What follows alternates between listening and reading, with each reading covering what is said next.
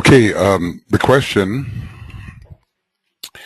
concerns the definition of universal mind. And the word universal does not necessarily include the entire cosmos as it is used by DK.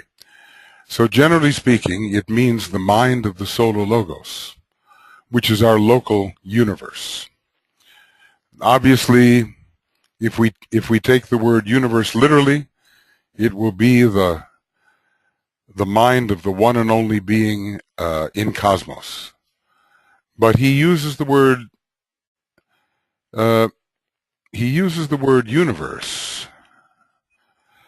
The question was about the definition of universal mind, with the word universe often being used to represent the solar system, and generally I like to think of this, I think it means the mind of the solar logos, but you can extend these spheres of mind endlessly.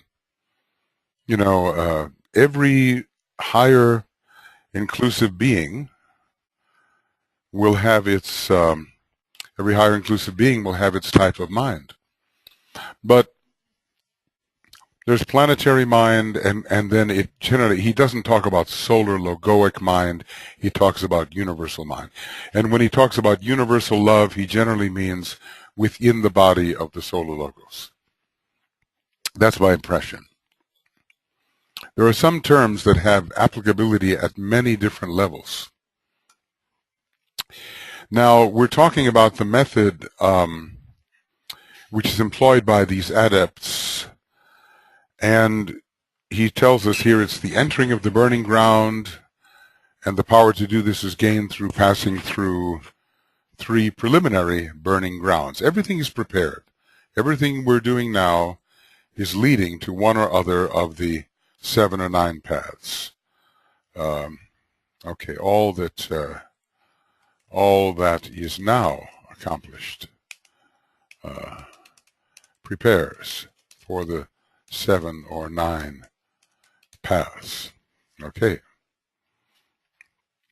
The first burning ground is the burning ground which lies between the hall of ignorance and the hall of learning, presumably following the activation of the sacrifice pedal in the hall of ignorance, which is the 3rd pedal, in which people are often forced into sacrificial situations without understanding even what's happening to them.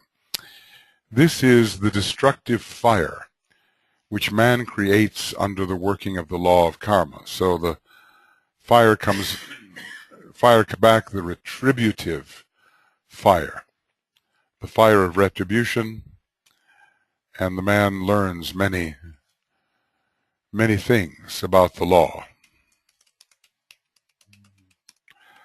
You see, we may remember in Cosmic Fire, if I can find it here,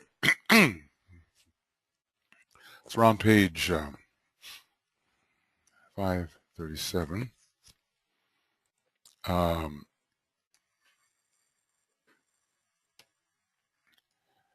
The pedal of sacrifice for the physical plane, 3rd pedal. This unfoldment is brought about through the driving force of circumstances and not of free will, as when people are swept up into war or some economic or natural disaster.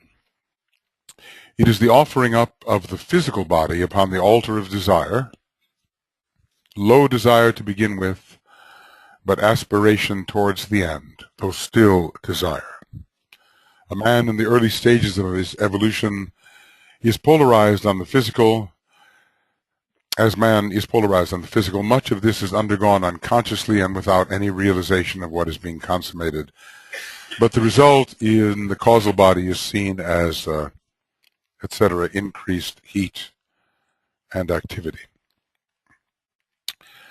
So the burning ground between the first tier of petals and the 2nd tier of petals in the hall of learning, whereby we can begin to learn something about the higher of the pairs of opposites. Something about the soul, by whatever name we may call it, in those early days. That's the first burning ground. The second burning ground, the burning ground of the dead personality, which lies between the hall of learning and the hall of wisdom, between the second tier of petals and the third. It is found upon the shores of the river of life and has to be passed prior to the third initiation. Well, what do we have? At the second degree, the moon falls in Scorpio, and we experience the death of desire, sometimes called the death of the personality. It's kind of interesting because by the second degree,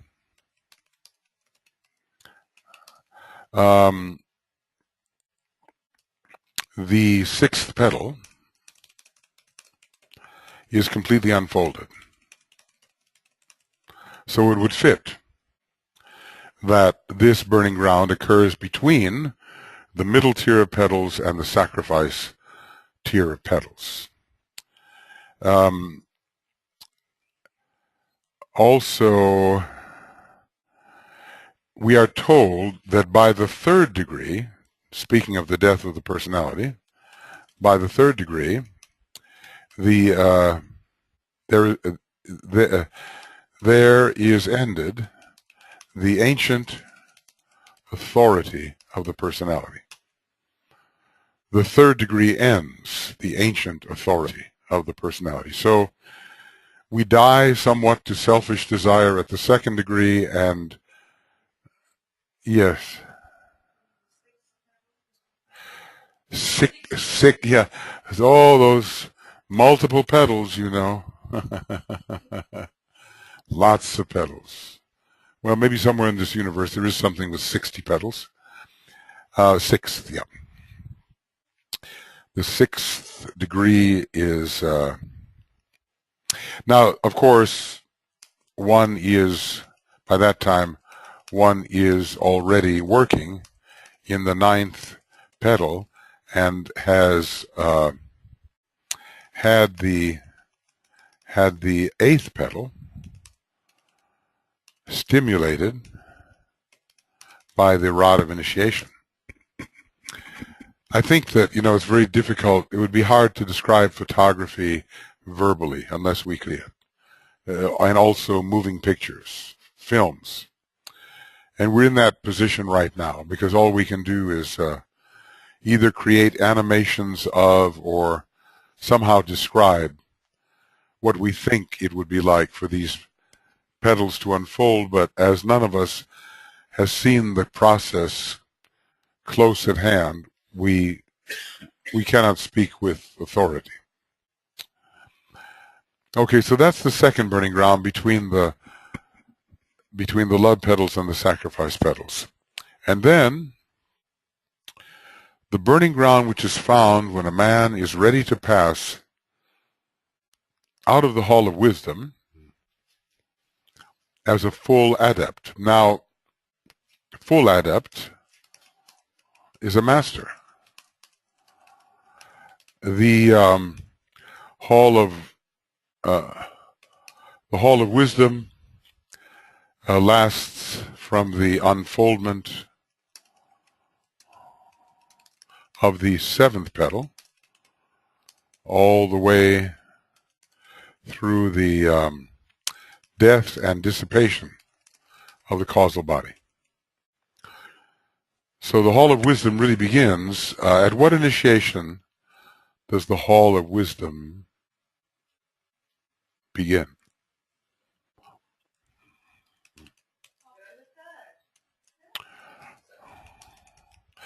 You know, interestingly enough, I have quite a few references here which basically tell us that we enter the hall of wisdom at the very first initiation. Believe it or not. So you're you know, we're not as far as we think. We far away. perhaps through the door, huh? I mean, it'd be probability is. But we don't. It's interesting that we don't pass out of the hall of wisdom until we are the full adept. So this is the burning ground is before one becomes a master. Sometimes we think that the fourth initiation dishes out as much of the pain as can be imagined for a while. But I suspect that there are challenges in becoming a master, and a full adept is more than an arhat. So this does mean that right before the fifth degree, there is a burning ground, and I suppose it's somehow the dissipation of the last vestiges of a limiting individuality. This is my guess. It is a triple burning ground and is found upon the mountaintop, being kept alive and flaming by all the winds of heaven. So we have Mercury, cosmic ethers, and the air of the Buddhic plane. Heaven, in this case, is the four cosmic ethers. And the burning ground, well, let's see. Where is this mountaintop? Where is this mountaintop for the master? Perhaps I have two different references on this, but this mountain top may well be on the atmic plane. However, sometimes the fourth and fifth are referred to as occurring on the Buddhic plane. Heaven is a relative term.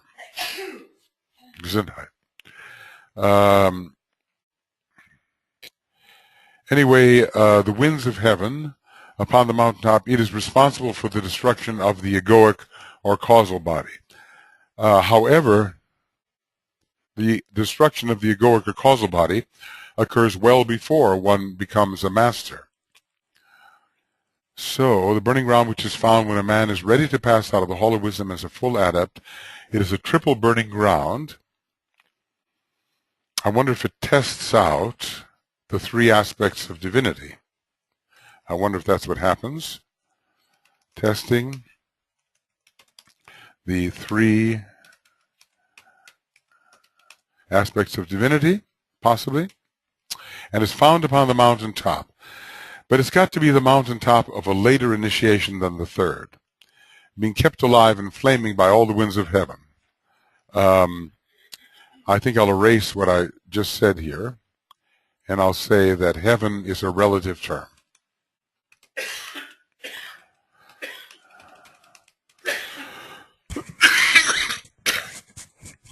And even the first two planes can be considered heaven.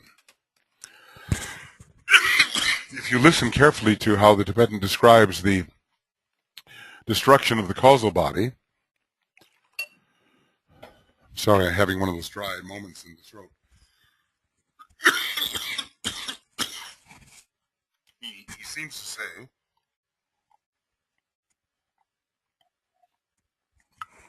that the causal body is destroyed both from within and without. It's destroyed by the atomic triangle, the intense heat of the mental unit, astral permanent atom, mental permanent atom. It's destroyed by Buddhic energy. It's destroyed by the power of the monad. At least three different streams converge. It's also destroyed by the tendency of the man himself working within the causal body, meaning, fifth-rate types drill holes in the causal body. Second-rate types include so much it falls apart. Third-rate types have accumulation that makes it fall apart. First-rate types smash it and so forth, or burn it, or incant it or harmonize it out of existence. So the destruction of the causal body is has a number of sources. So when it says that this burning ground is responsible for the destruction of the causal body, and he says it's a triple burning ground, you wonder if the burning ground is not related to initiations 3, 4, and 5, all of which contribute gradually to the destruction of the causal body. So could the triple burning ground be in time? Triple. In any case, he does seem to say it is found when a man is a full adept, ready to become a full adept. And I'm wondering also about the idea of the three minds uniting, whether the blending of those three mental fires has something to do with it. The mountaintop, being kept alive. And when it talks about the winds of heaven, also, heaven can mean the cosmic ethers on whatever level. Okay, so what are the three burning grounds we have so far? First one, between the hall of ignorance and the hall of learning, or between the first circle and the second, and the next between the hall of learning and the hall of wisdom, between the second and the third, because loosely the experience within the hall of learning is considered the experience of the middle tier of petals in the egoic lotus. And the final burning ground, triple, before a man becomes a master and is responsible for the destruction of the causal body. Well, something's not adding up there, because before a man becomes a master, the causal body has been destroyed, but it may not have been entirely dissipated. You know, like a supernova occurs and a lot of matter hangs around in space. So it needs to be blown away by all the winds of heaven. Possibly that. With some of these things, one can offer speculations without being able to ascertain. So if there is causal debris, the winds of heaven may have to blow it away before the fifth degree. Because in the fifth degree, the sun must shine unobscured by clouds of no matter what kind. And so an undissipated causal body would be the clouds. Anyway, we're speaking in the language of metaphor here. We're speaking in symbolic terms, but perhaps we can gather something from it. Debris is what's left over when something is destroyed. Yeah. The third produces, I guess the third burning ground, produces a spiritual alchemicalization, whereas the other two produced results in the objective or form side.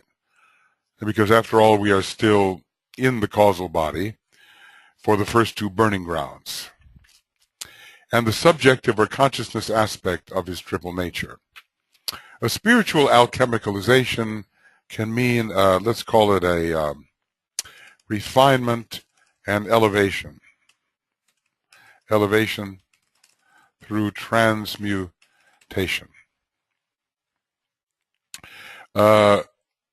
With the effect of release into more subtle dimensions. Okay. When these 3 burning grounds are passed. Then the adept is prepared for another and fiercer experience. You get the idea that there's just no retirement, don't you?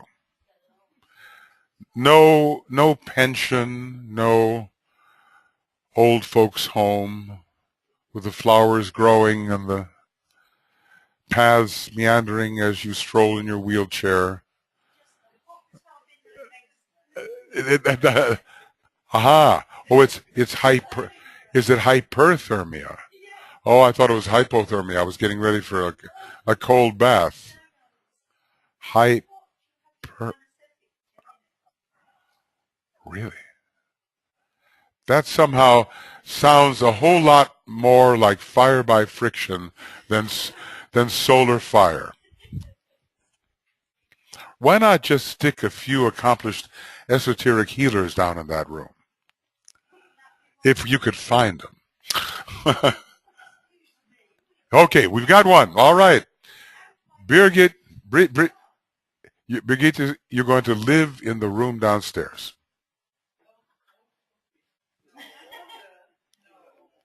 Forever. A sacrificial position, a post. And around you, a meditation room will rebuild itself. Yeah. I have been hesitating to go downstairs. It's like Dante's journey into the Inferno. I've just decided, really, I don't want to go, you know. Well, how many of us could fit in there for meditation?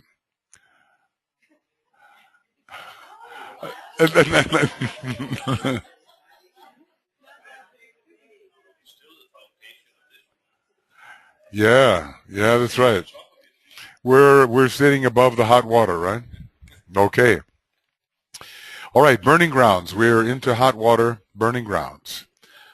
Now, apparently, connected with all paths are hierarchies. So creative hierarchies are connected with the various paths. The path of Earth's service has the 6th creative hierarchy called the, what are they called? Burning Suns of Desire? You remember? They are the prototypes of the monads. Are they not? Burning Suns of Desire, isn't it so? Might it be so? Could it be so? All right, let's take a quick, I'd like to be able to just turn to whatever it is, but I can't. Divine Builders, Conferring Soul, Burning Suns of Desire. All right, so let's find out which ones of the hierarchies are connected with this 2nd path of scientific love or something. This blend of the 5th and 2nd rays. All right. The hierarchies connected with this path are mainly the 3rd and 4th. Now, I suppose we're within the manifesting creative hierarchies.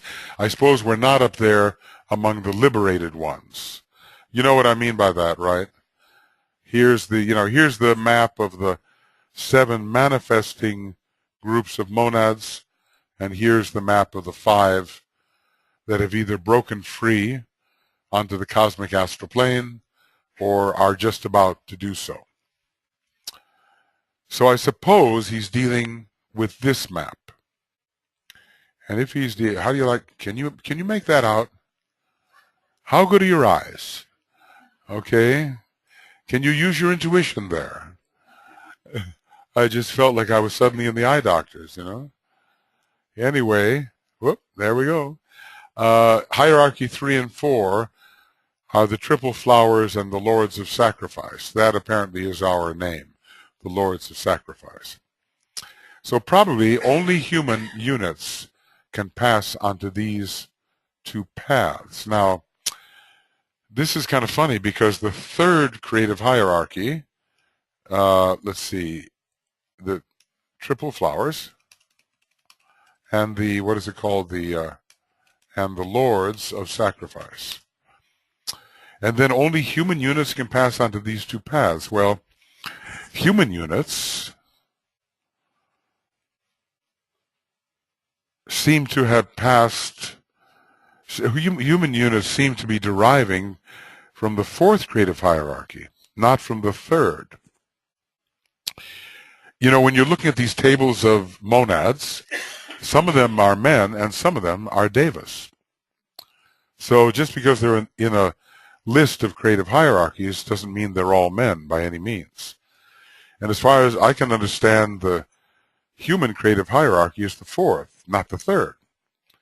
So you're always presented with things which make you think. The Deva hierarchies of the third order have already passed upon this second, have already passed upon them. The hierarchies connected with this path are mainly the third and the fourth. It's got to be the triple flowers and the lords of sacrifice. Only human units can pass onto these two paths. And by the two paths, I suppose we mean the path of earth service and the path of magnetic work. The Deva hierarchies of the third order have already passed upon them, and it is their previous work which enables man to do so. Well, I think we're talking about the triple flowers, but the question is, yeah, that's very interesting. Have the members of the triple flowers already been on the path of earth service and the path of magnetic work? Have they already been so? I'm glad that I read in the next sentence that this is a great mystery, and more must not be revealed about it. So then I feel responsible if I don't think anything further of it.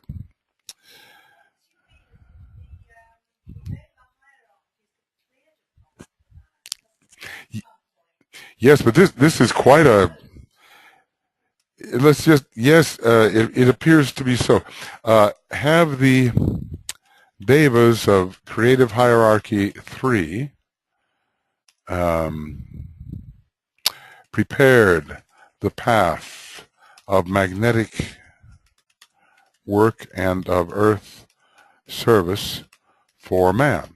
Have they already trodden those paths? Are they back here to serve? Because there is a sense in which even if we leave this solar system on our way to Sirius, let us say, we may well return to the next incarnation of this solar system to serve. There are so many lines of development, so much leaving and returning, coming and going, you know? It's hard to keep it all straight. All, you know, when you look at a little flea jumping around, you wonder how much he can hold in his head. And probably not very much. And I'm sure when they look at us, they think the same. Our life is so, we think it's so complex, right? But it's incredibly simple compared to all that is transpiring. Yes. Yes.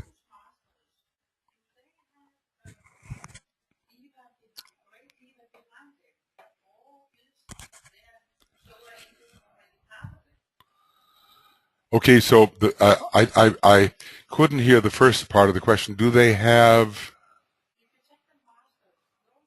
those adepts? Yes. Uh-huh.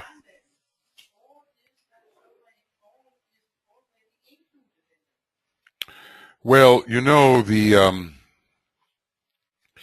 man, in a sense, becomes like a solar angel. He has risen to the feet of the solar angel.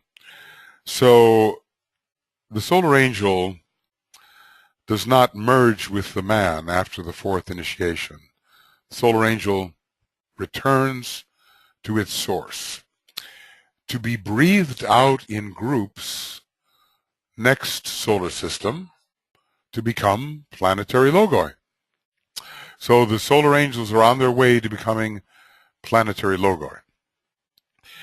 Do these adepts have great devas behind them in some way? Well, I'm sure that the Deva human cooperation continues all the way up, because we are told there are devas of rank equal to a solar logos, or even beyond. So this idea of parallel kingdom continues. But what sort of Devic powers are supporting these adepts? Who could know? But in a way, it would make sense, because the second path has a lot to do with the law of attraction and with the kind of solar system we're living in, which we are told is more Devic than human. Our solar system being somehow more feminine, more Devic than it is human. So it would fit that devas could be very supportive here. But what must be the scope of those devas? Equal in rank to these great gods. Well, you know, when I think of how much there is to know, I'm wondering how I forgot it all. You know what I mean? Because in a way, we being at the start of it all, the omniscient one, all cognition is really recognition, recognition. We're recognizing what we've already known. Sometimes, you know, when one feels tremendously ignorant, one realizes that it was not always so, but that this little extension of one's higher nature is in a state of very circumscribed intelligence. And we're working our way back to the omniscience we possessed and even now possess. And it seems, in terms of time, a rather slow struggle to piece it all together again.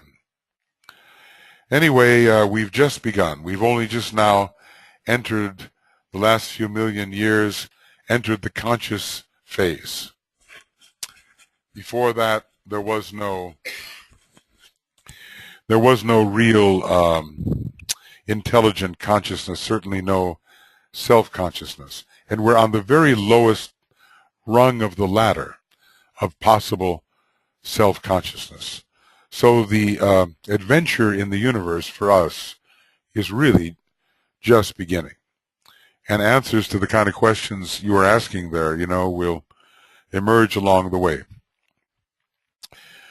So what we're trying to figure out is how the members of the hierarchy of the third order, where they have gone and how they have returned. Because if you take the fourth path and you pass out of the solar system, you return at a certain level for certain work. So probably each of these groups of devas or hierarchies has gone away and come back, gone away for further training and returned for service. This is a great mystery. And more must not be revealed about it. The group of the silent watchers of all degrees are closely connected with this second cosmic path. Well, that opens up a big question. Well, we have been given that term to refer to whom, specifically in our system?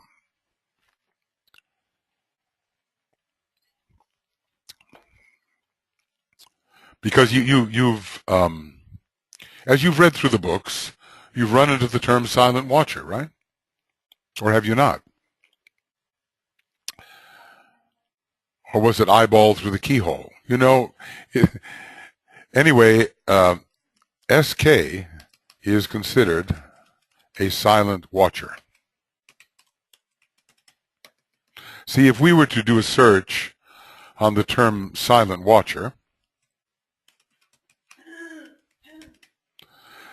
only 5? Oh, because that's in a treatise on, you know, in the whole book, how many would it be? In the whole, let's see, 10 references. So let's look. He is the great sacrifice. He is the silent watcher as far as our immediate humanity is concerned, although literally the planetary logos himself on the higher plane of consciousness, whereon he functions, is the true silent watcher where the planetary scheme is concerned. So Sanat Kumara, silent watcher, planetary logos, silent watcher. Let's see what else. Not too many, you know, we can take a little look here.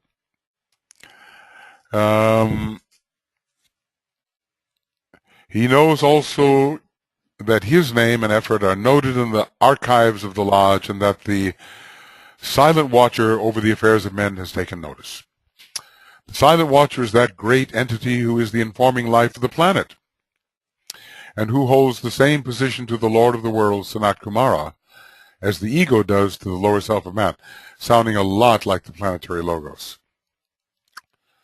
By the way, but there is an initiator at one point who is neither Sanat Kumara nor the planetary logos, who is a kind of silent watcher.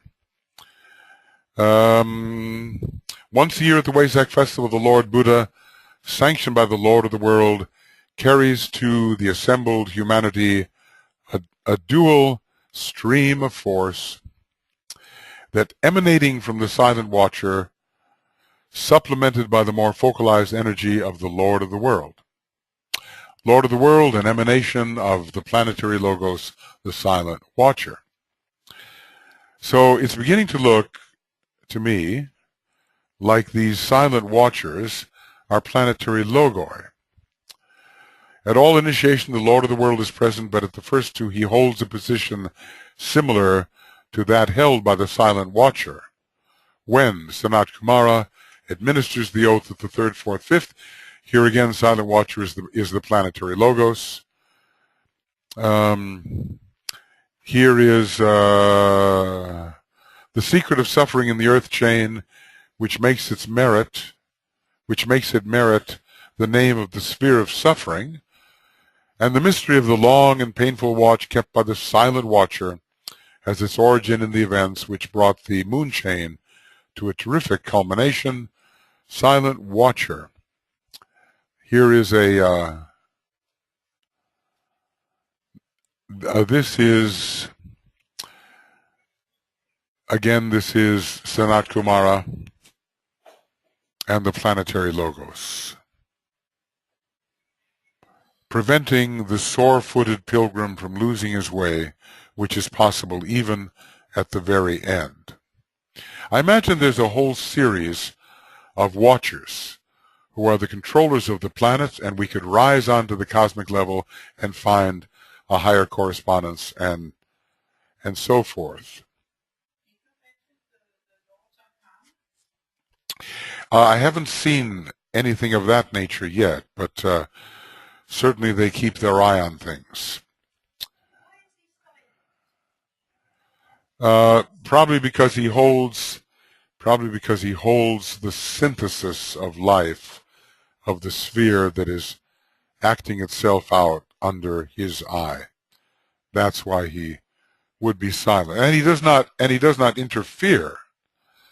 And here, look, to those who are endeavoring to grasp somewhat the mystery of rebirth and its laws and purpose, and who are confused when considering the mystery of the Buddha and the secret purpose of that mysterious entity, the silent watcher. The mysterious entity, the silent watcher. In other words, something higher, beyond, and silent. There's even an analogy in the Masonic Lodge where those who were the master of the lodge are now called past masters. they sit quietly and watch the proceedings. Yes. Because they're, like lords of karma, right? I don't know, but it's certainly a thought. The secret for all aspirants is to cultivate the attitude of the onlooker and of the silent watcher. And may I emphasize the word silent. Okay. All right, so going back then to what we've been reading, the group of silent watchers of all degrees are connected with this second cosmic path. Now, generally, the planetary logos and planetary logoi are considered silent watchers. But it's still a mystery why planetary logoi would be considered related to this second path. All of them are lords of sacrifice, all of the planetary gods, and are animated solely by love because they are dragons of wisdom, and all have therefore passed through the sacrificial burning grounds. Well, in that respect, I can see how they are related. So we are passing into a higher form of fire, into a higher form of the fire of love by passing through burning grounds. Sometimes the term silent watcher has an even more esoteric connotation, but it's usually a more powerful being who does not interfere, but is holding the space for the activity of lesser beings who are acting out their life under his eye. Sanat Kumara is a lesser silent watcher to the planetary logos himself, and probably the lords of all the planetary logoi are all silent watchers, supervising the unfoldment of their planetary scheme.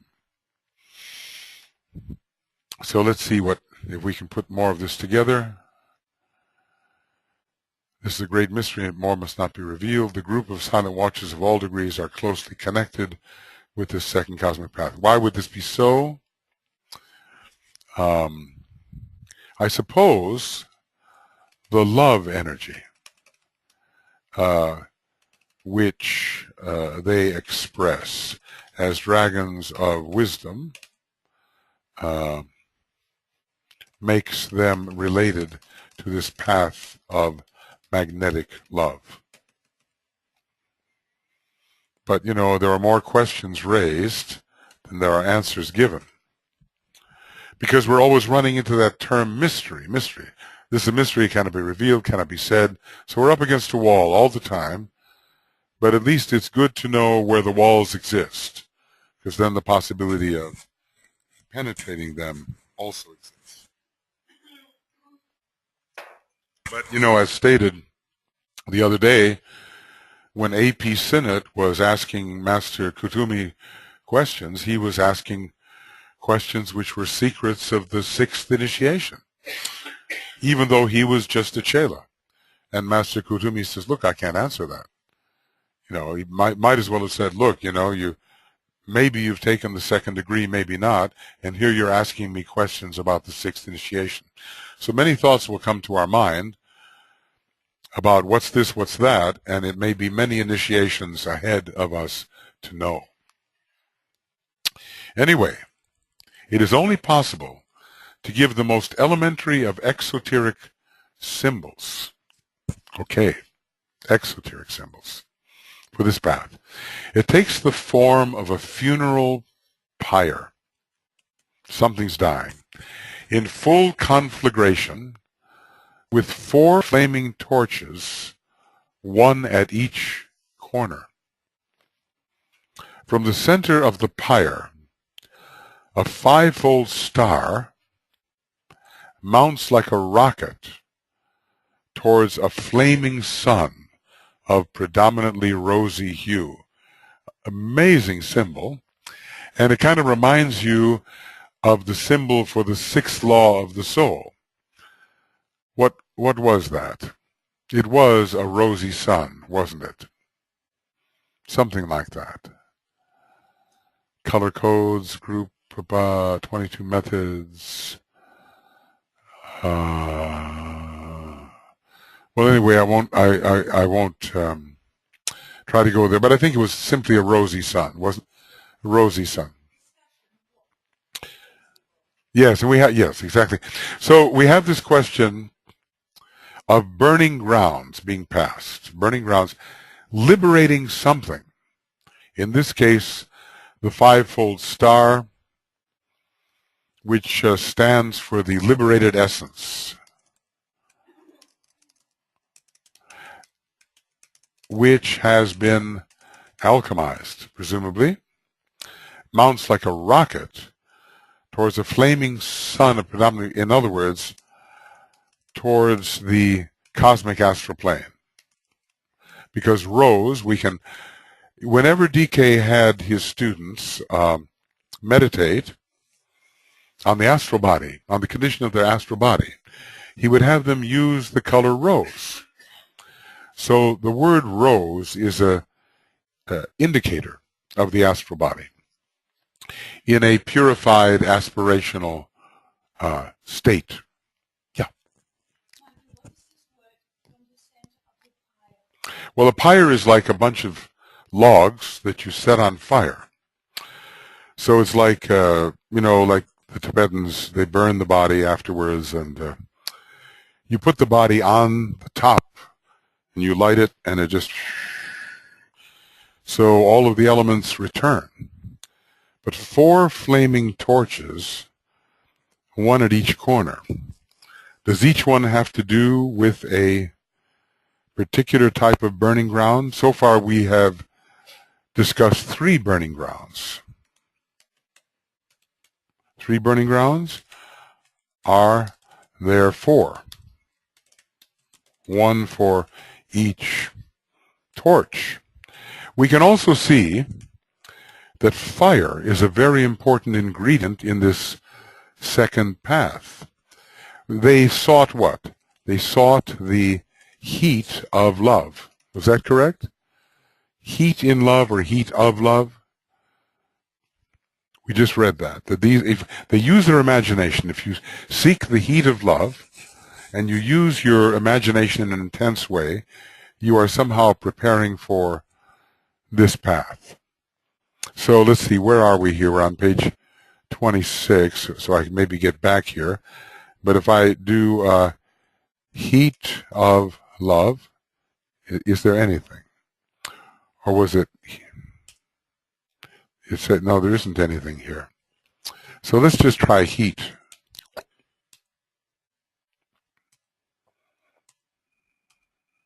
Every time the word sheath comes up. And even wheat. Heat. No. Heat of the love nature. That's more like it. When seeking the heat of the love nature. So fire, heat, torches, burning grounds, purified love somehow is connected with this particular path. Okay. 26. Yeah. Purified love. Towards the heart of the sun in the cosmic astral sense, and seeking to rise into the heat of the love nature which comes from the cosmic astral plane.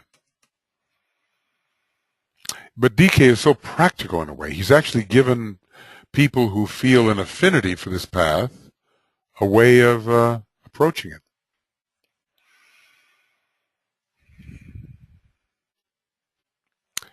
So in the next book, we're going to see what people on this path actually do, how they work, and which is very interesting. Because so far we've been reading about their requirements, how to get there, but we haven't really heard You know, they alchemize themselves. They transmute the spark. They break up the spark. The spark penetrates the ethers and goes onto the cosmic astral plane. They rise onto the cosmic astral plane, but what do? And that will be taken up very shortly. So here is his summary of this law. Attributes: responsiveness to heat and knowledge of rhythm. Well, you know, generally speaking, heat is Mars and the sixth ray. And what ray is rhythm? Right? Rhythm is the seventh ray. Source, an unknown constellation via Gemini. Did he talk about an unknown constellation when he was first discussing? He just mentioned Gemini, didn't he?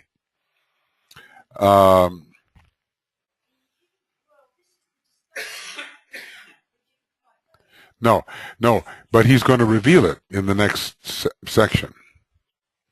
20 years later, he reveals things that he said I could never talk about 20 years ago. And nobody knows why.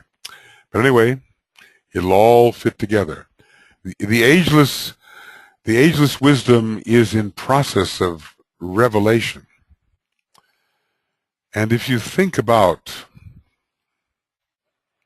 what might possibly be revealed of a true teaching in installment number 3 coming up in 2025 and after, it just we see what installment number 2 is given, for heaven's sakes. And even the theosophical presentation of Blavatsky was tremendous. So installment number 3 will probably be extraordinary. And don't believe anyone if they tell you they are already installment number 3. There are some who say so, you know.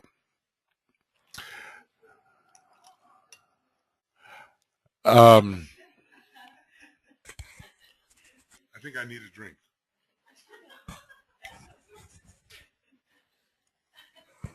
No, I don't doubt that it will be a woman. But will her name be Helena? We'll see. And will Alice Bailey be used again? One of my friends who seems to have an in on some of these things says that, yeah, she's already taken incarnation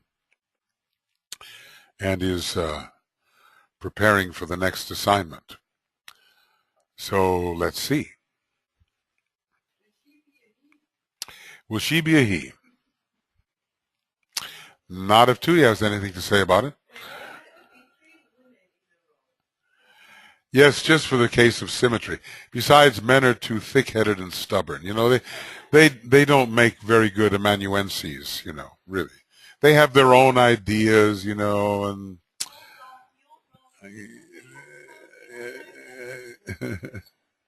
well, it's very interesting that, you know, Alice Bailey said that if she didn't take down exactly what the Tibetan said as he said it, that he would dismiss her immediately.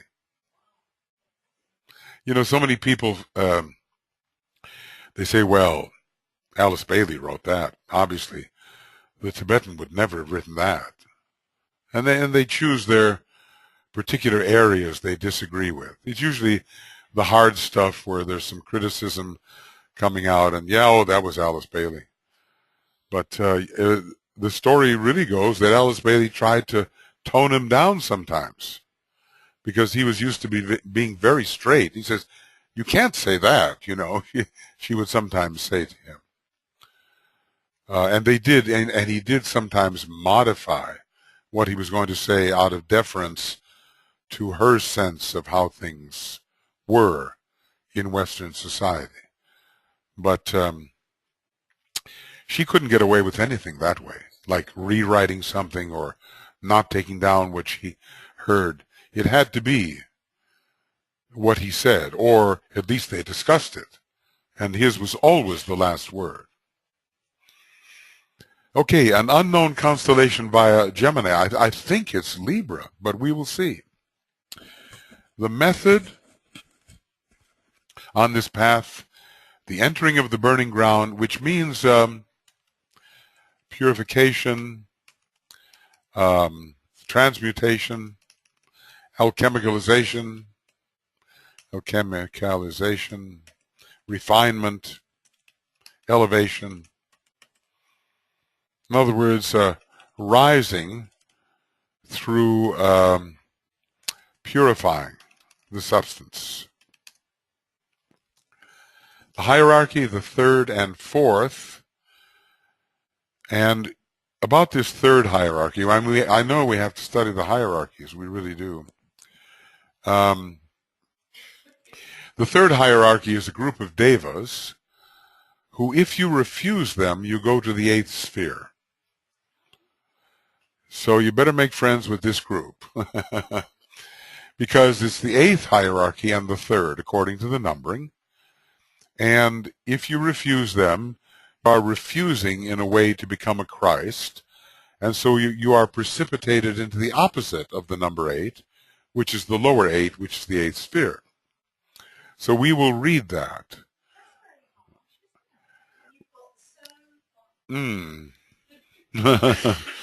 Well, actually, refusing their influence seems to be something that occurs when you refuse to build the Antakarana.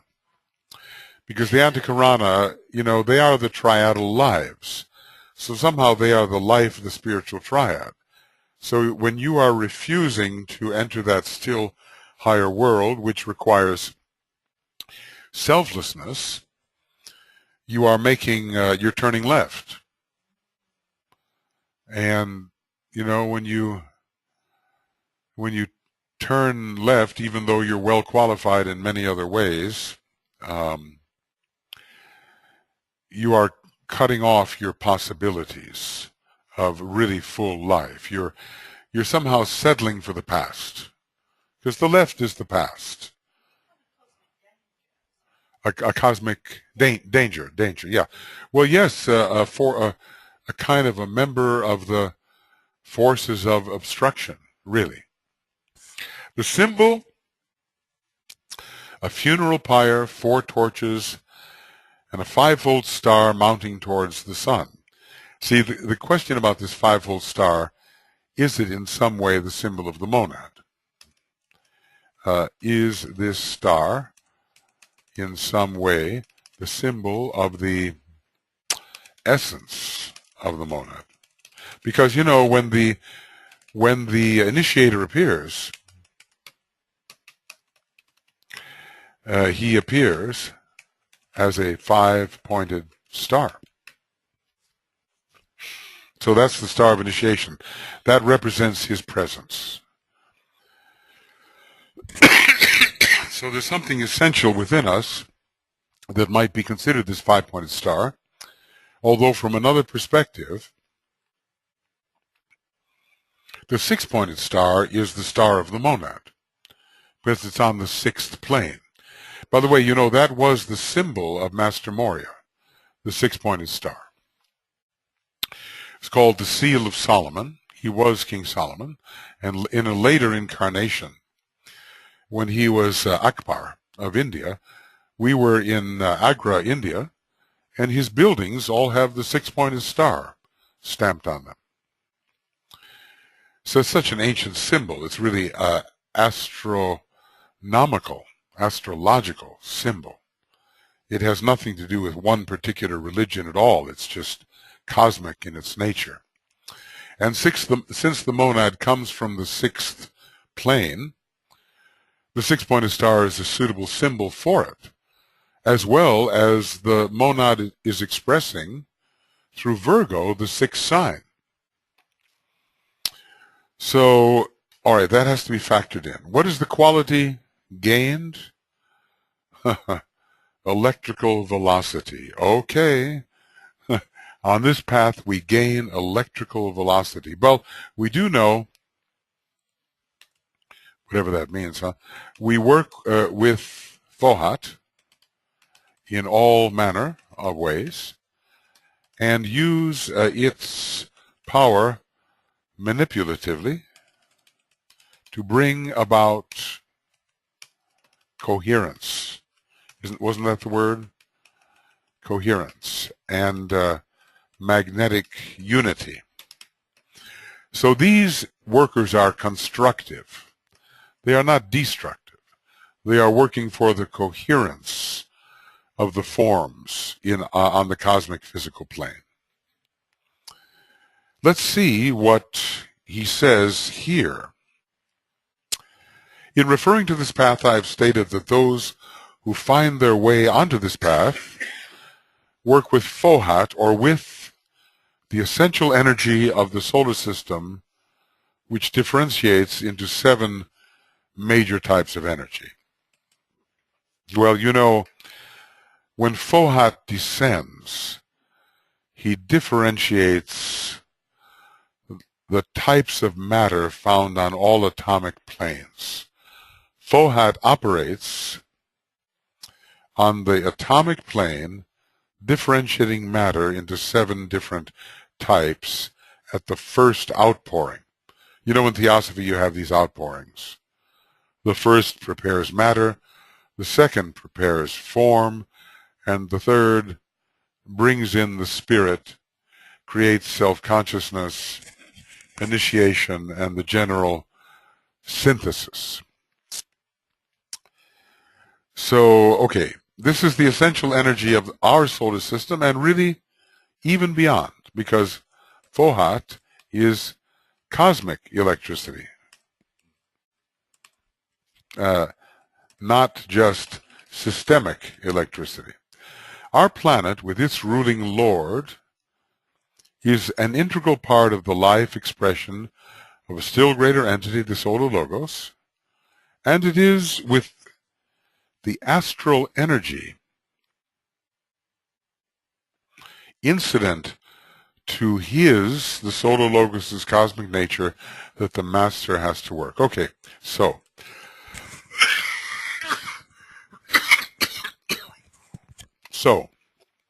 the master on this path works with the astral energy of the Solar Logos, and does so in the most scientific, magnetic, and loving manner. We can see how Venus would be perfect in a way, because it has both love and the science, and it's related to Gemini as well, and it's related to Libra, which may be the sign that is indicated, the other constellation. Yes. Okay. He learns to direct the currents of this essential energy.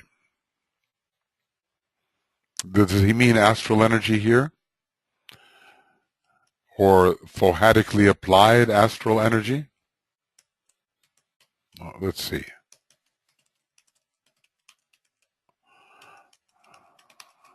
He learns to direct the currents of this essential energy, and because of his past relation to Earth, he is part of the directing agency for astral energy within the planetary ring pass knot.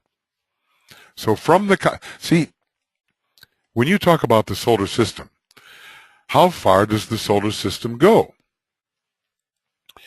Now, what is often stated is that the solar system only extends up to the logoic plane. If you go onto the cosmic astral plane, you can't talk about the solar system anymore, because the solar system is simply the outer body, etheric physical, of the Solar Logos. You can talk about the Solar Logos, but you can't talk about the solar system. So this type of adept, because he has been related to the Earth, can direct astral energy of the Solar Logos within the planetary ring pass knot. And this probably is a very good thing. We're going to see why. Probably our whole astral condition on this planet and our planetary logos has an astral problem, we are told, would be a lot worse unless these particular adepts were at work in their way. Now, normally, think of it. Think of where we live. Think of what we know. We would have no idea whatsoever that these kinds of currents of energy could be manipulated by anybody. All of this is totally occult. It's totally behind the scenes. It's beyond the ken of man. We can't know it. But the veil has been lifted on some of these processes, and we're very fortunate that that is the case. I have also said that many masters who have reached liberation upon the fifth ray find their way onto this path. Well, he actually didn't say that, but that's a hint. He said many people who are fifth ray monads take this path. Now he uses the word liberation. So we deduce that the monadic ray, is that upon which one achieves liberation. Because if fifth ray monads are on the path, and those who achieve liberation upon the fifth ray are on the path, then it stands to reason that it is the monadic ray upon which we really achieve the kind of liberation we're talking about here. So, and then he also said that rays 2 and 4 were involved in this earlier, in preparing the way before being a master, thus proving the statement that it is not the ray which determines the decision. In other words, here's path 2 and ray 5. Path 2 and ray 5. Although he did say, maybe it was in the first initiation, human and solar, was it? He did say something kind of interesting, that ultimately it is the monadic ray. It seems to be a contradiction, but let's see if it really is. Okay, letters on occult meditation. Oh, I see what this problem is here. I know there's a better way to do this. There always is. Speed reading, anybody? Was it in initiation, human and solar, wasn't it? That we, let's see, let's just call it this. Well, let's just call it the path of magnetic work. Path of magnetic work. Let's see if we can find it. Okay. The inherent quality in the type of the monad settles usually the line of activity. However, what if the inherent quality is not the ray? See what I mean? You have to, is the inherent quality always the ray? Or is there something else that's the inherent quality? That's why one has to read. He always asks, please read me carefully. More carefully than you do, he says. These fifth ray masters, among many others, of course, will be working in a great second ray vortex of energy. That describes it perfectly. That in a way, ray 5 is subsidiary to the great second ray influence. Okay. And by the way, he calls them fifth ray masters. So a fifth ray master is a fifth ray monad. Well, surely by that time, the monadic ray has to be very strong. Although I would like to say that because a master is polarized on the atmic plane, and because every permanent atom in the spiritual triad has the same ray as the soul, that the soul ray continues all the way up through the fifth initiation. In other words, a master still, for him it is still important what his soul, i.e. triadal ray, really is. But anyway, we seem to be talking about fifth ray monads. Fifth ray masters who are at this time more Chohans than masters, working in a second ray vortex of force. It must be pointed out that in its original state, this pure astral energy, directed under law into our planetary life, is free from all that is at present associated with the astral plane. Glamour and delusion, emotional fog, and poisonous, deceiving phenomena. Doesn't sound very pleasant, does it? Kind of a hissing gray mass of murk, you know. Not very pleasant at all. So this energy is very pure, pure cosmic astral energy. Probably none of us has ever touched it. Pure cosmic astral energy. The Christ has touched it. But don't forget, it undergoes pollution, unfortunately. Otherwise, he wouldn't say it's in its original state. It undergoes pollution with two L's.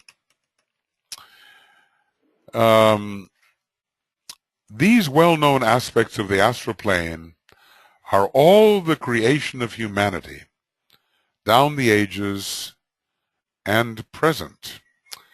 Therefore, an increasingly difficult problem to all aspirants. DK doesn't like glamour. You know that? He really doesn't like glamour. He has a little expression about glamour somewhere.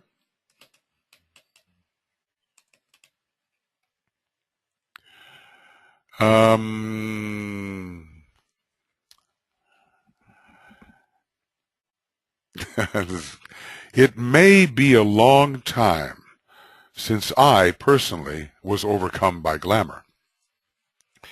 And it may be a short time since AAB succumbed. But neither of us has forgotten the difficulties encountered or lost our horror of glamour. We are therefore not critical, and upon that fact rest back. Horror of glamour. They both share it, you know. Well, most people don't even know what it is. And it's probably a good deal these days to have a magazine by the name of Glamour. People go for it, right?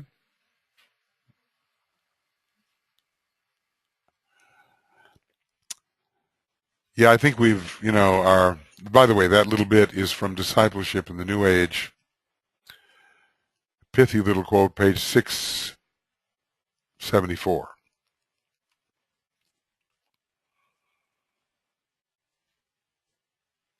Yes, when you find yourself saying to another person, oh, forget it, I'm just that way, because they want you to change, you can be sure you're protecting a glamour. That little sentence covers what they see and you do not. Anyway, I've arrived at that conclusion.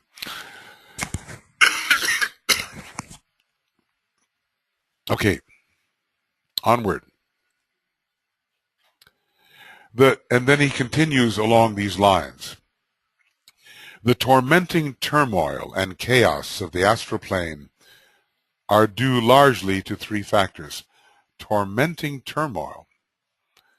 Those words rather land in you.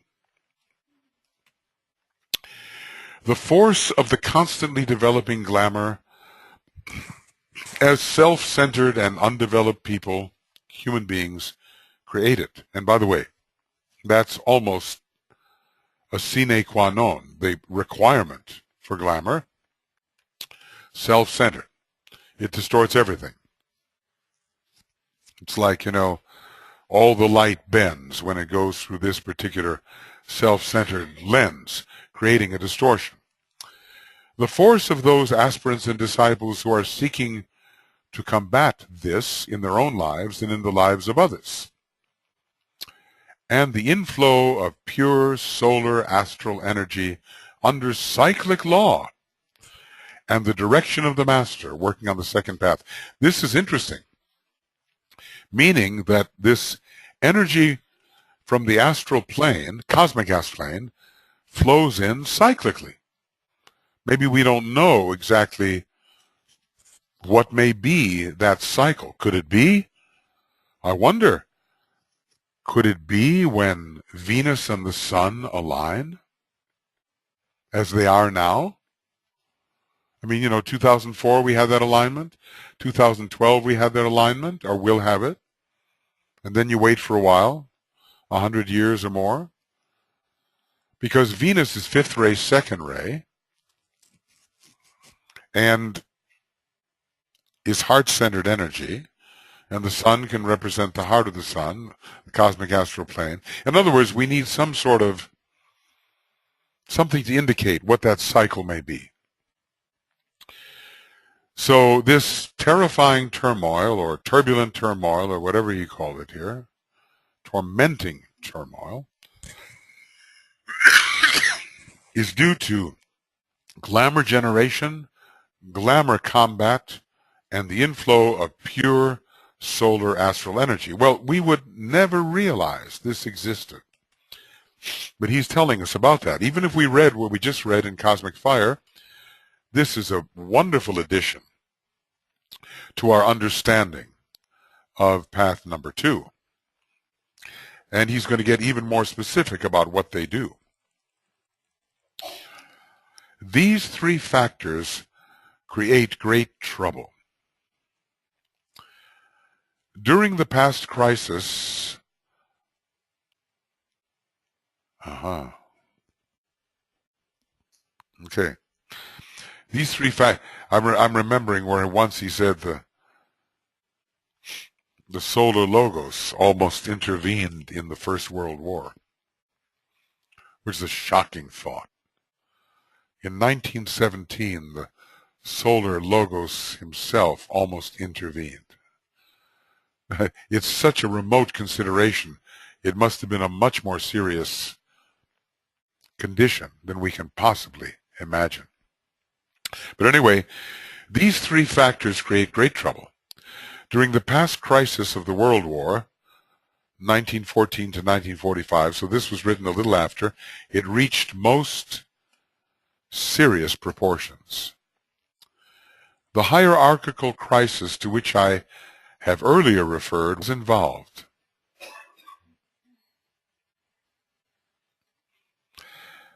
And many masters from the various ashrams made a decision to work on this second path. Remember, they respond to need, right? That's how they decide. It's cosmic need. Well, in this case, it was more local. Many masters from the various ashrams made a decision to work on this second path in order to bring order out of chaos by pouring into the planetary astral plane pure astral energy untainted by glamour and revelatory of pure love. An amazing occult intervention.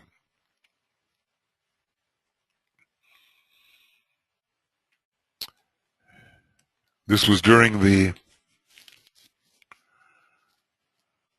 doesn't tell us when, but he did refer to an earlier crisis in the winter of 1942.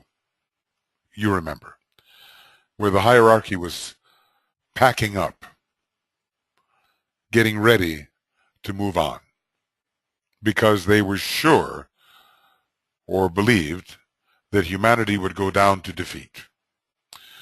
But then the Lords of Liberation intervened in a manner that he is not free to discuss, and everything turned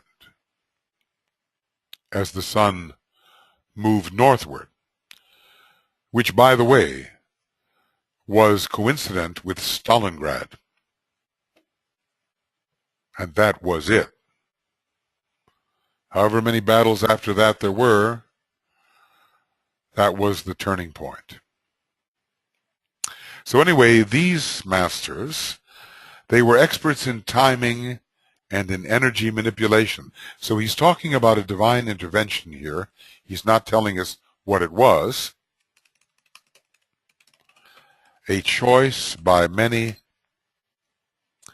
masters to work on the second path and pour in pure solar love to clean up the condition of the planetary astral body.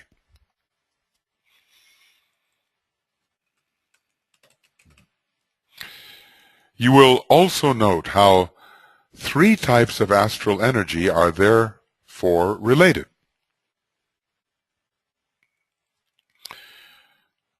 The astral force of our planet, distinctive of the planetary astral plane in the three worlds of human enterprise. Systemic astral plane. The astral force of the solar logos, his astral body. And then the astral energy of the cosmic astral plane, which itself extends beyond the solar logos. Three types of force. These forces are symbolized to the manipulating master by a triangle. And, you know, fifth ray types do much manipulation in the realm of matter. This is the application of Fohat. And this is very interesting from the old commentary. The master throws himself under the liberating law of sacrifice into the vortex of the astral life of the one to whom our Lord relates himself with humble joy. Now, our Lord is probably the planetary logos. Planetary logos relates with humble joy to the solar logos. And as the master works, there forms before his eyes a triangle of force in shades of varying rose. I'm encouraged that rose can be of more than one hue. By his magnetic power, he concentrates the energy required, because magnetism can draw together and concentrate. He concentrates the energy required.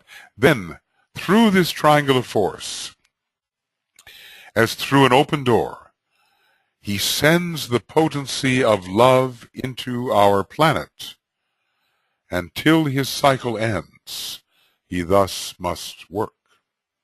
And that could be a long time. Because when you're talking about these cosmic paths, it takes a long time to get there and a long time to work in that way.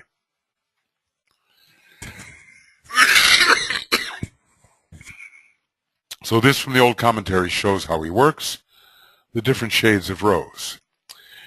Says DK, this is but a rough translation of some very ancient phrases, and this is a hint, and is perhaps less symbolic than it may appear. Different shades of rose, sending through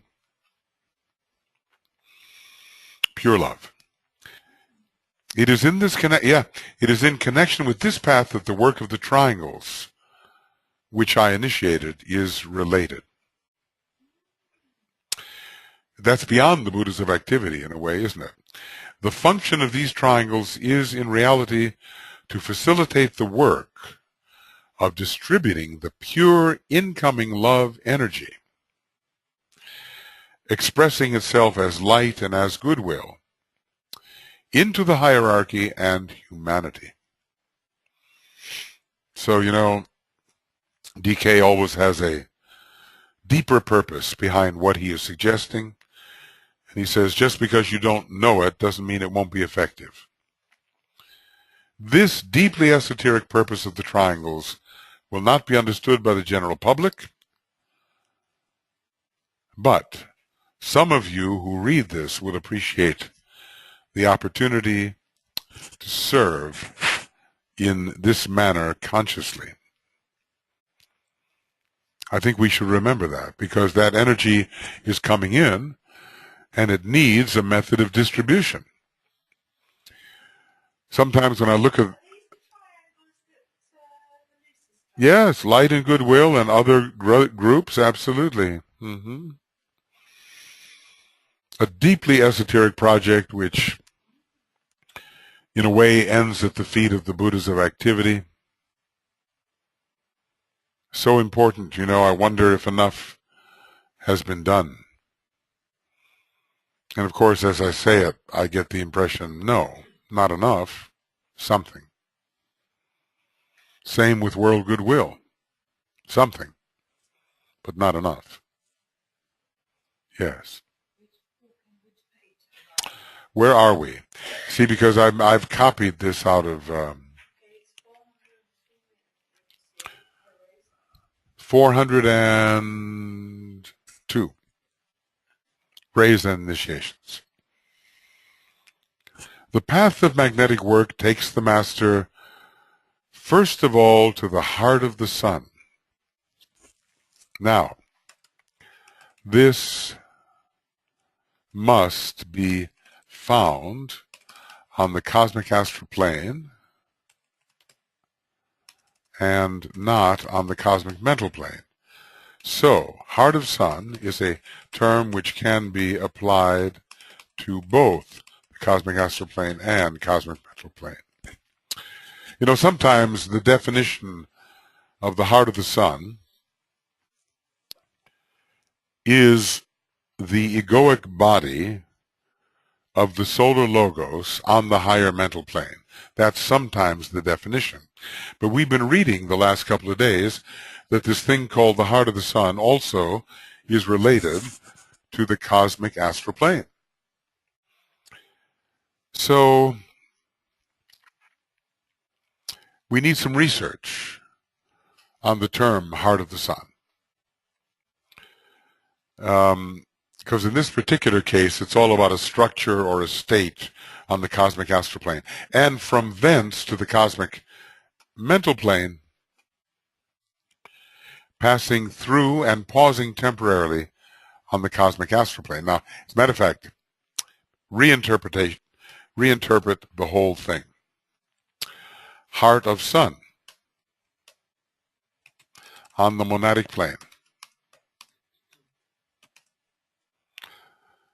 according to what we've been discussing. Thence to the related structure on the cosmic astral plane, thence to the cosmic mental plane, perhaps to the higher aspect of this plane.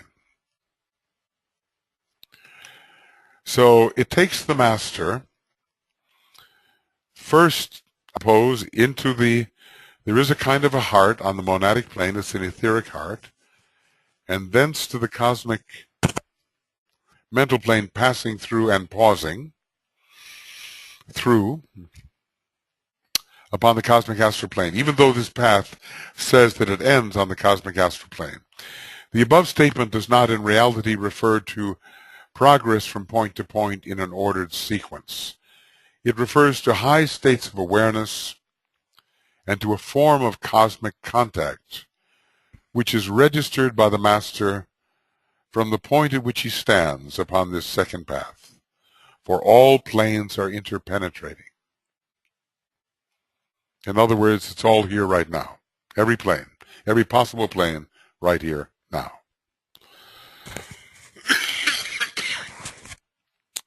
This has been somewhat easy to understand in connection with our 7 planes, as the rarer substances could be visualized as interpenetrating the denser.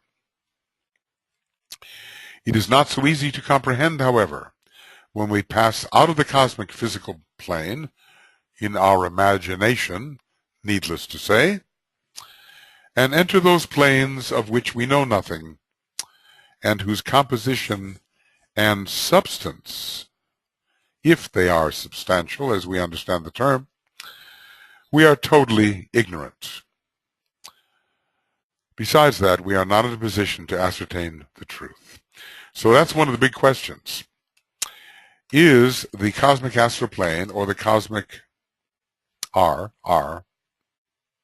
not is, are the cosmic astral plane or the cosmic mental plane substantial?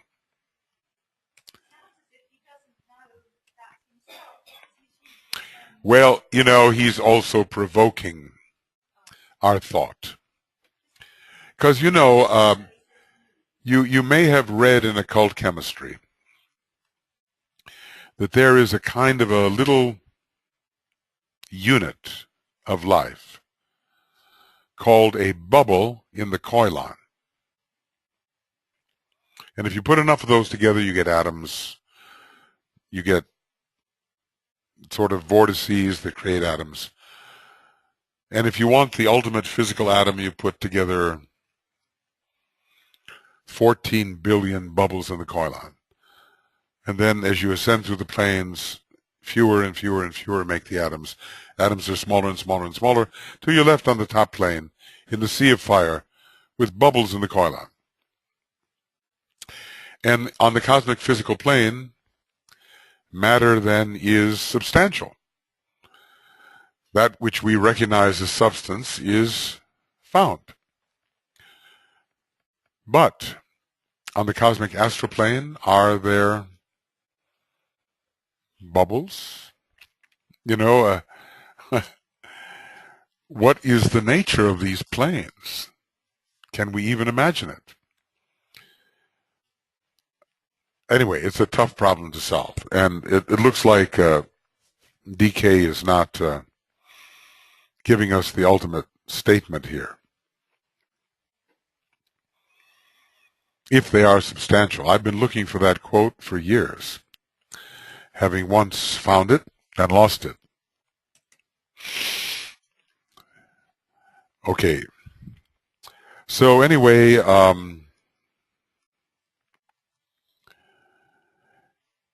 he comes in touch, the master comes in touch with high states of awareness and is not just moving from point to point. The method of which the master's work upon this path, is also not easily understood. It can be summed up in the following words, which may bring some light via their united meaning, each phrase contributing an idea, if due reflection is brought to bear upon them. Isolated unity, the position of the master. A positive focus, the mental attitude. Sound, under the law of attraction, the means employed. So the master is working with sound and also with color. Precipitation, the intention envisioned. Passage through the triangle, the projection which follows, the projection ensuing. It's a downward projection, not like us when we build the Antakarana. Directive work under the law of distribution, direction towards the goal. And let's just say aided by the triangles. These phrases may give some vague idea of a process based on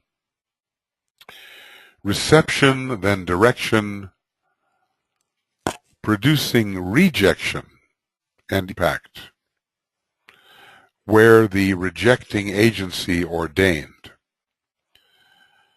Well, it begins to sound a little bit like the law of repulse, but let's just say the contaminated astral energy is probably rejected by the impact of pure solar astral energy. Anyway, this is how the master works. He's in a state of isolated unity, has a positive focus. He uses sound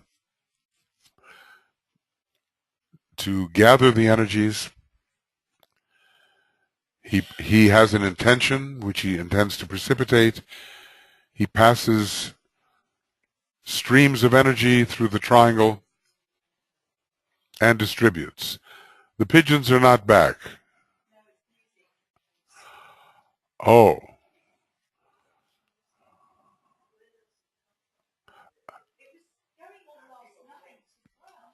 There was something going on, thump, thump, thump, till about 2.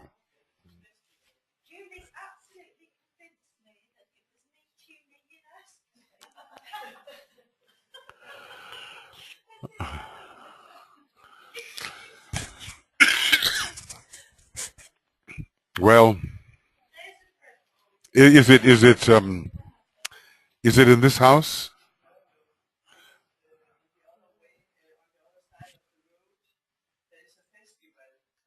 Oh, a festival.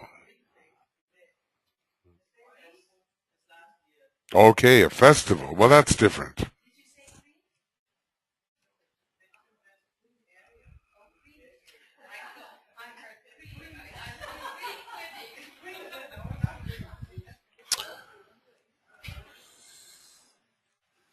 Okay.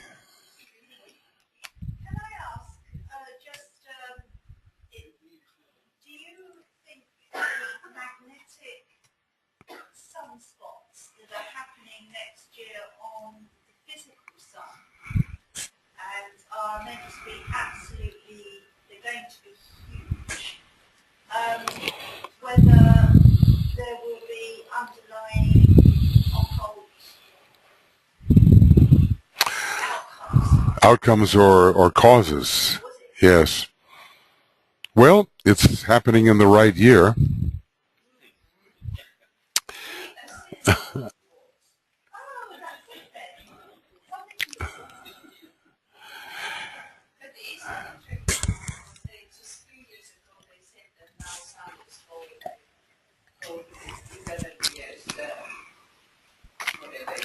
$11-year sunspot cycle.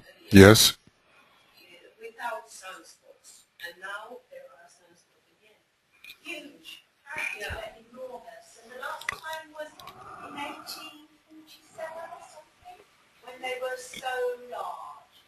Well, it's obviously a solar-logoic event. So the initiation through which our planet is passing is going to be augmented by the initiation through which our solar logos is passing. It's both a kind of fourth initiation for both of them.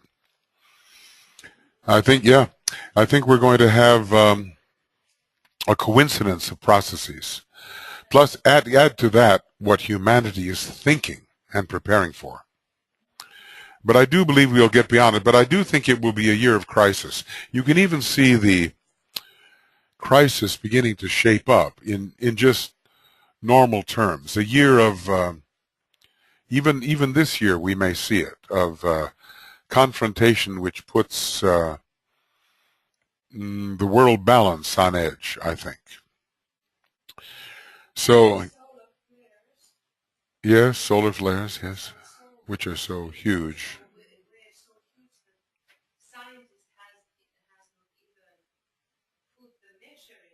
Science has not been able to measure. So huge, yeah.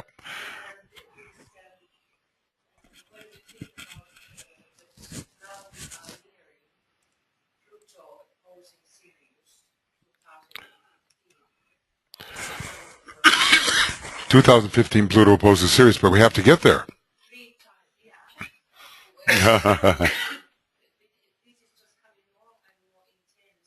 Yeah.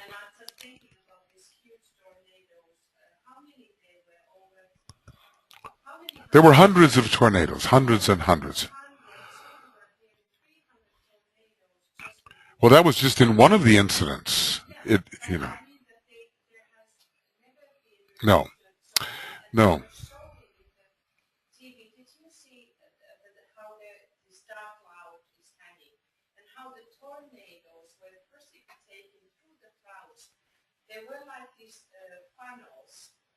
Tornadoes were like the funnels. I was thinking about the hatred that is being engaged.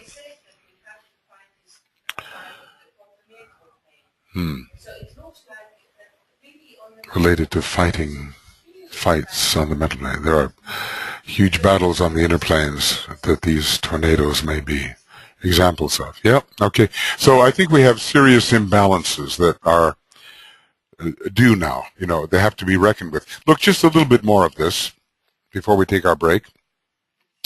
Because we read in the old commentary here, reception, direction, rejection, and impact where the rejecting agency ordered. So now he kind of explains that a little bit. He says another aspect of the work done by the master on the second path is the drawing off of those phases of glamour which no longer have the power to deceive mankind. It's like old stuff to which nobody responds is removed. They are not allowed to accumulate or to remain on the astral plane. They are therefore, through the magnetic power of the master, withdrawn from our planetary life and are occultly absorbed by the master. This is one of the second ray methods of working, the absorption of the poison.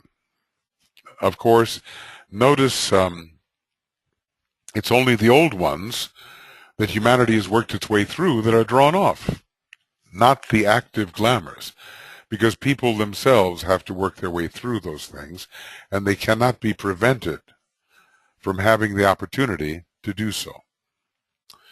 The substance of the glamour, purified and freed from all that conditioned it on the planetary astral plane, and with only the pure essence retained, sets the law in motion which draws the purified remainder into the cosmic astral plane. So it's the form of the glamour is destroyed, the substance is freed from the conditioning form, the pure essence is preserved, and by law it returns to the cosmic astral plane. So there's constant maintenance of the planetary astral plane by those adepts which are working on this path.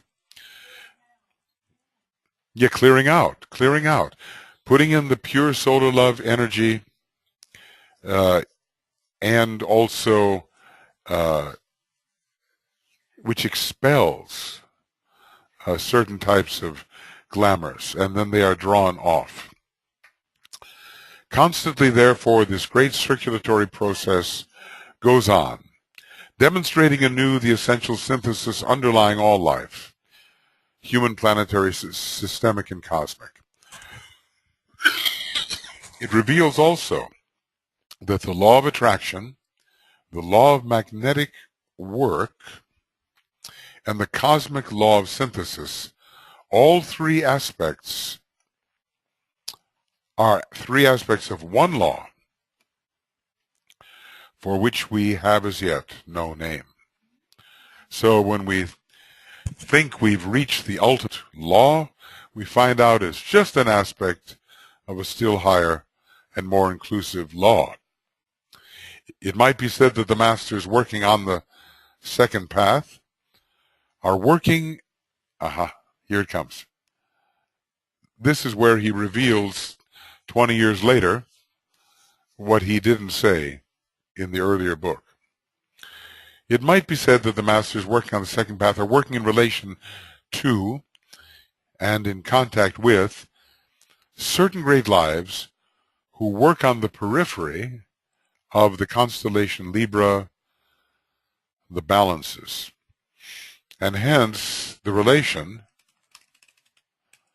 to the law of magnetic impulse ruled by Libra.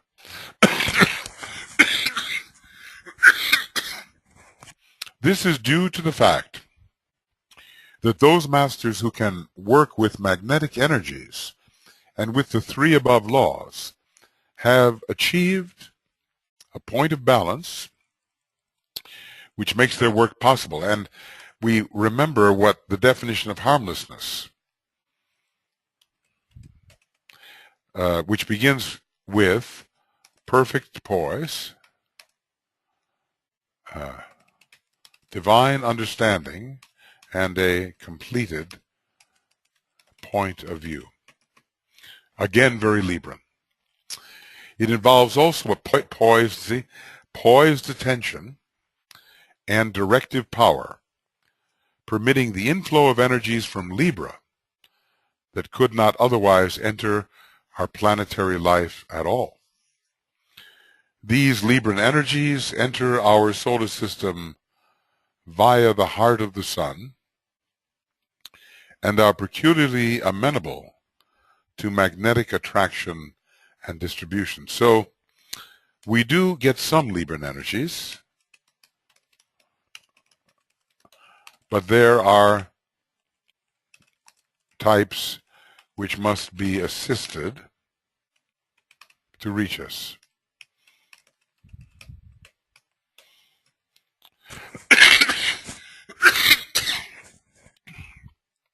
All these paths gradually came into being, hint here, when our planetary logos created the Earth and started the involutionary process of creation, leading in due time, but much later, to evolution. They are, therefore, all of them, paths of return. But they were also paths of incoming. This second path was one of the first to be used, and again quoting from the old commentary, the door once opening inward now opens outward and permits the exit of those who hold the key because they entered by that door in eons long gone by. So there you have it. There you have it, that the path of return is pretty much the path of descent. That's worth, what page are we on? Yep, there we are, 404. I want to put that in the AAB extracts. Cosmic paths are paths of incoming, involution, as well as of return. Because, okay, 404. R and I, 404. Okay. R, I, 404. You know, when you get one of those quotes that actually says it, you know, one wants to have it to be able to refer to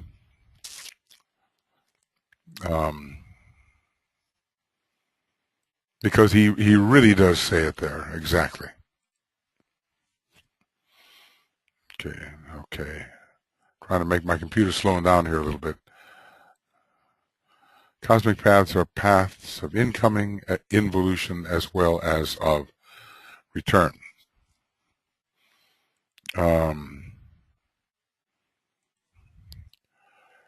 Cosmic paths of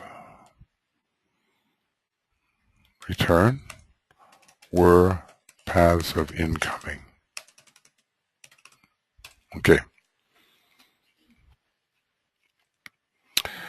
Okay, so this second path was one of the first to be used.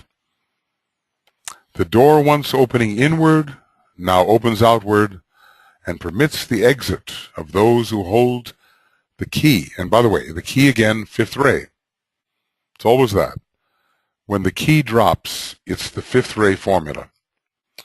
Who hold the key because they entered by that door in eons long gone by. And what that means is, in order to make a decision, what does it mean to you? In order to make the decision, what do you have to do?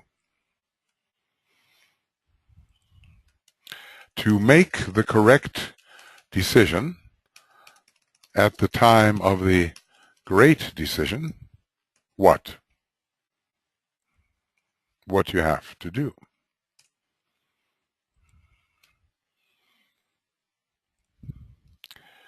Need to determine your path of incoming.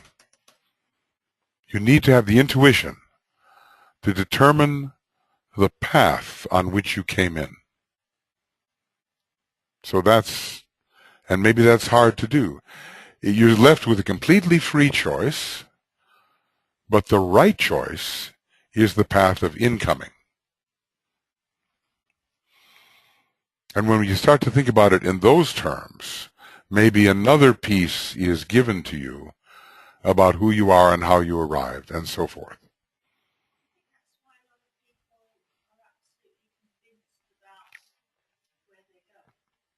Maybe because they retain the sense of having come.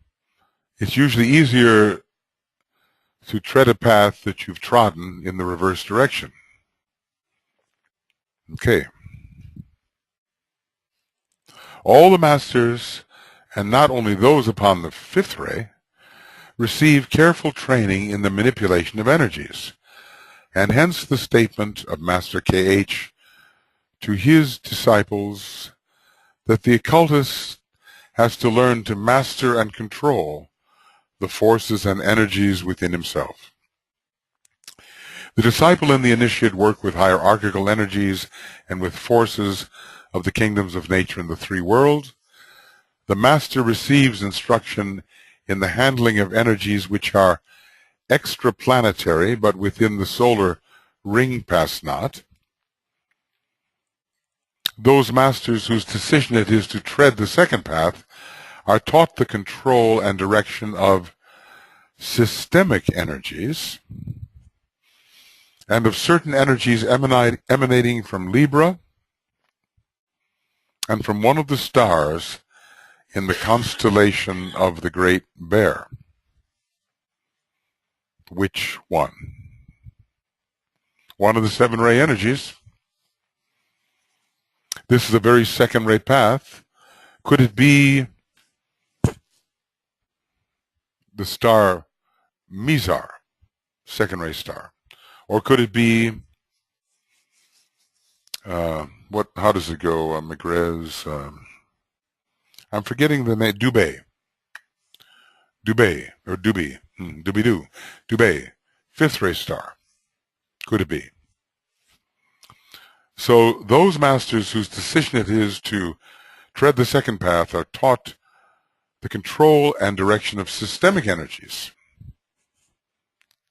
and of cosmic energies from Libra and on one of the stars of the Great Bear. In the more advanced stages of their work, and when the master is far more advanced than the word master indicates, he works consciously upon the cosmic mental plane. Okay, even though this path stops or ends usually on the cosmic astral plane. His activities will then be concerned with the relation of the energies of the Great Bear to the Pleiades. Whoa. So he's very advanced. Very advanced. And is responding to cosmic need.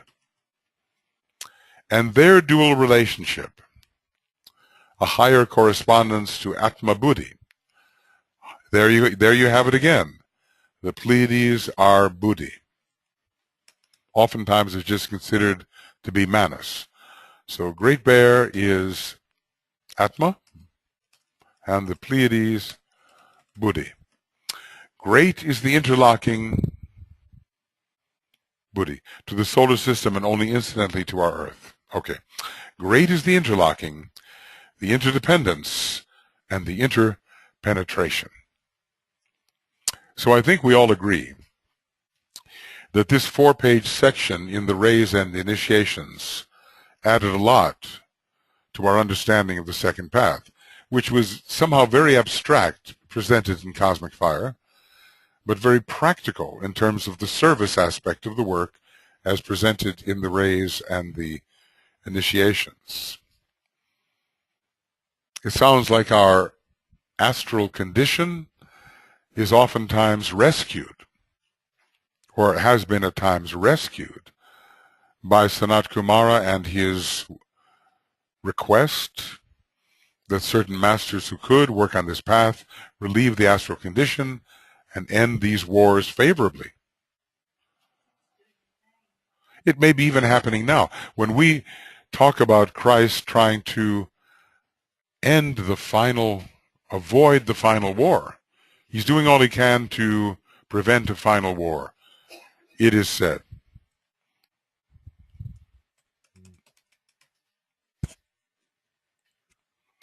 The Christ, therefore, has to add to all the many objectives which occupy his attention still another, the effort to avert a final war. This incipient war is contrary to the will to good of the Lord of the world and any world plan. It can be averted by goodwill.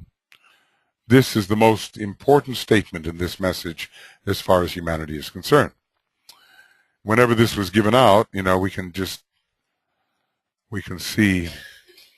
I like to go to the top if I can. There it is, 1946. April, May 1946. Avert a final war. The war is over. Those who won are happy about it. It looks like humanity is delivered from evil. And the Tibetan is talking about the Christ's effort to avert a final war, just a year after it's over. So obviously they have tremendous precognition and the ability to see the trends. Even in the late 40s, the Tibetan was warning us about the very thing that's happening right now. So I'm quite amazed when I really think about it. When it says that Christ is trying to avert the final war, he has contact with the cosmic astral plane. He has this, he works very much with the astral plane of the planet.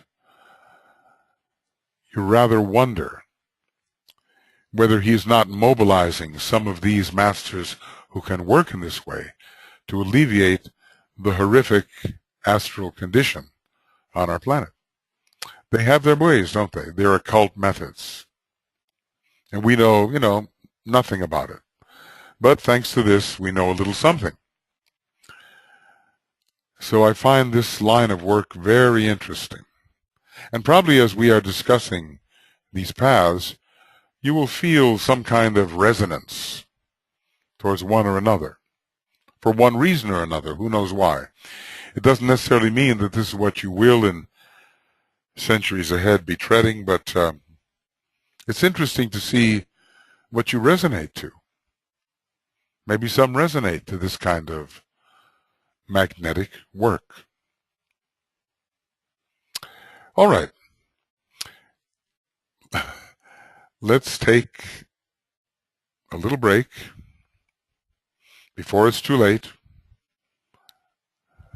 You think you can crawl out of here towards the cookies? Is that possible? The cookie crawl, you know how it goes.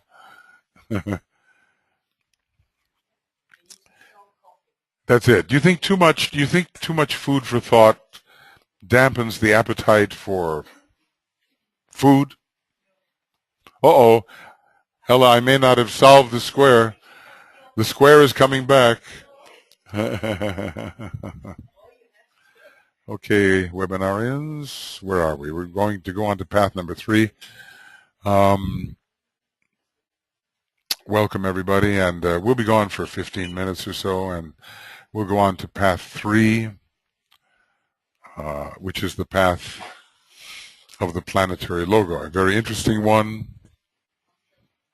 and all of these are so advanced in a way, you know, quite.